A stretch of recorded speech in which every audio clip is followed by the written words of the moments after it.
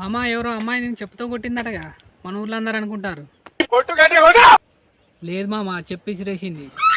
ఎందుకేమన్నావు? నిన్న పొద్దుగాల ఒక అమ్మాయి కనిపించింది మామ. అమ్మాయి చెప్పులు చూడగానే బాగున్నాయి అనిపించింది.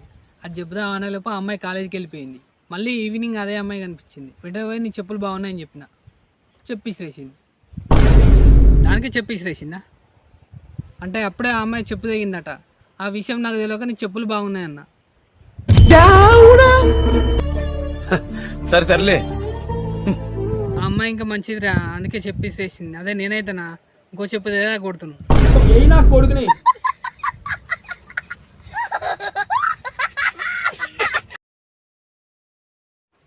చూడండి మామ నెక్స్ట్ వీడియో ఏం చేయాలో ఆలోచించినామా? ఒక సీన్ రాసిన మామ, కానీ ఆ సీన్ లాస్ట్లో ఒక పాట రాయాలి. ఆ పాట గురించి ఎంత థింక్ చేసినా రావట్లేదు. ఇంతకు సీన్ ఏంటి? ఇద్దరు అయ్యే కొడుకులు ఉంటారు మామ. వాళ్ళ అయ్యే పొలం కాడి పోయేమట వాళ్ళ కొడుకు సర్ది కట్టమంటాడు.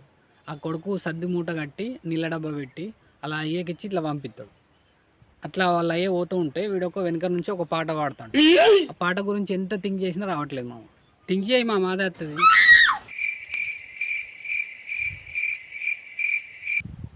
వచ్చి రికార్డ్ చేయి. అలాగే సార్.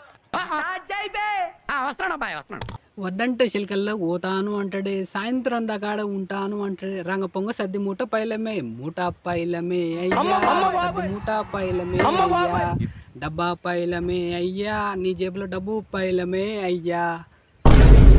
ఎవరురా నువ్వు? ఇంత టాలెంటెడ్ ఉన్నావు. ఎట్లుంది మామా?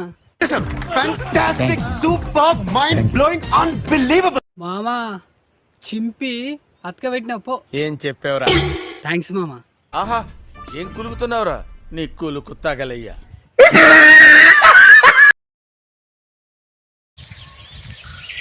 తమ్ముడు తూర్పేటు తూర్పానా కొంచెం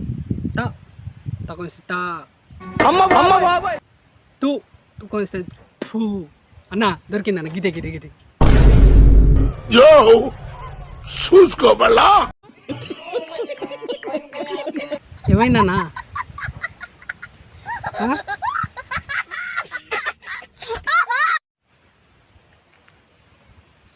అన్న ఎందుకు ఫీల్ అయ్యింది? కచరా నా కొడక. తూర్పేట అంటే ఎవరు చెప్పలేదు కావచ్చు. మనం అంటే ఇంటెలిజెంట్ కాబట్టి చెప్పేసినాం. అమ్మయ్యా, మనం లేకపోతే అన్న ఏమైపోను.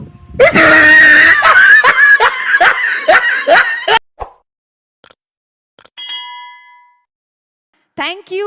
మీకు నా ముద్దులు.